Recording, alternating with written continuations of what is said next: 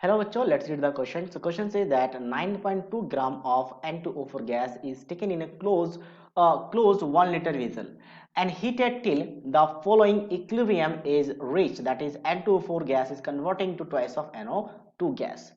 At equilibrium 50% of N2O4 gas is dissociated. What is the equilibrium constant in mole per liter? Molecular mass of N2O4 is given 92. क्या बोला गया कि 9.2 ग्राम हमने इसका लिया है इनिशियली, ठीक है, N2O4 का, और ये डिसोसिएट हो रहा है, ये गैसेस फॉर्म में डिसोसिएट हो रहा है, that is dissociating into twice of NO2 gas.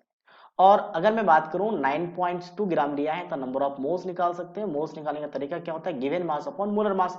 तो मॉलिक्यूलर मास जो होता है वही उसका मोलर मास भी होता है, बस ये ग्राम में होता है। तो ये कितना आ जाएगा आपका 0.1। तो इनिशियली 0.1 मोल्स हमने लिया है, तो यहां से हम कंसंट्रेशन निकाल सकते हैं, क्योंकि जो क्वेश्चंस किए जाते हैं वो कंसंट्रेशन के फॉर्म में किया जाता है। और equilibrium, what is the equilibrium constant? Equilibrium constant पूछा गया, 50% डिसोसिएट हो रहा है, तो हम सबसे पहले कंसंट्रेशन निकालेंगे। तो कंसंट्रेशन होता है number of moles divided by volume. तो कंसंट्रेशन नंबर ऑफ मोल्स कितना 0.1 और वॉल्यूम कितना कहा गया यहाँ पे 1 लीटर, तो यानी कि कंसंट्रेशन वही आ गया। तो अब मैं यहाँ से स्टार्ट कर रहा हूँ कि t इक्वल्स टू 0 पे इसका कंसंट्रेशन लिया गया 0.1, तो इसका होगा 0। ये तो पूरा कैलकुलेशन था। अब इसका 50% कन्वर्ट हो चुका प्रोडक्ट में, तो 50% का मतलब क्या है, t equals to t equilibrium पे 0.1 का 50% सब्ट्रैक्ट कर लेंगे, तो 50/100 ऑफ 0.1, और जितना इसका कंज्यूम होगा उसका डबल बनेगा। डबल डबल का मतलब क्या है कि इसका 2 टाइम्स ऑफ 50/100 इंटू 0.1। ऐसा क्यों होगा, क्योंकि यहाँ पे कोफिशिएंट 2 है इसलिए।